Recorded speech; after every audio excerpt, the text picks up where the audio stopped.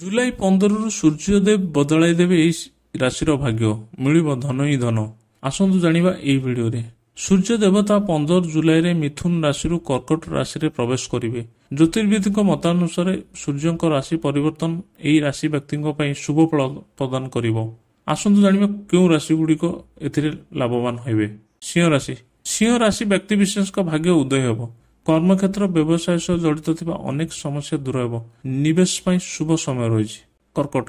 କର୍କଟ ରାଶି ବ୍ୟକ୍ତିବିଶେଷଙ୍କ ପାଇଁ 15 ଜୁଲାଇ ପରେ ଶୁଭ ସମୟ ଆରମ୍ଭ ହେବ। ଆତ୍ମବିଶ୍ୱାସ ବୃଦ୍ଧି ହେବ। ବ୍ୟବସାୟରେ ଲାଭ ଓ ସମ୍ପର୍କରେ ମଧୁରତା ଆସିବ। ବିଛା।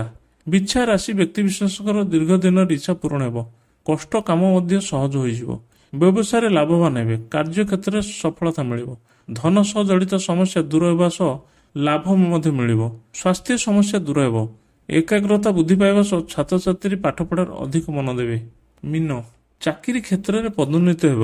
କର୍ମକ୍ଷେତ୍ରରେ ଥିବା ସମସ୍ୟା ଦୂର ହେବ। ବ୍ୟବସାୟରେ ଲାଭବାନ ହେବେ। ଆର୍ଥିକ ସମସ୍ୟାରୁ ମୁକୁଳିବେ।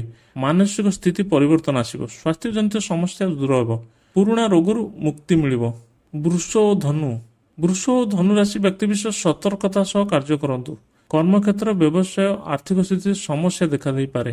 ଦର୍ଶକ ବନ୍ଧୁ, ଯଦି ଭିଡ଼ିଓଟି ଭଲ ଲାଗୁଛି ତେବେ ଲାଇକ୍, ସେୟାର, କମେଣ୍ଟ କରନ୍ତୁ। ଯଦି ଆମ ଚ୍ୟାନେଲକୁ ନୂଆ ଆସିଥାନ୍ତି ତେବେ ସବସ୍କ୍ରାଇବ୍ କରିବାକୁ ଭୁଲିବେନି।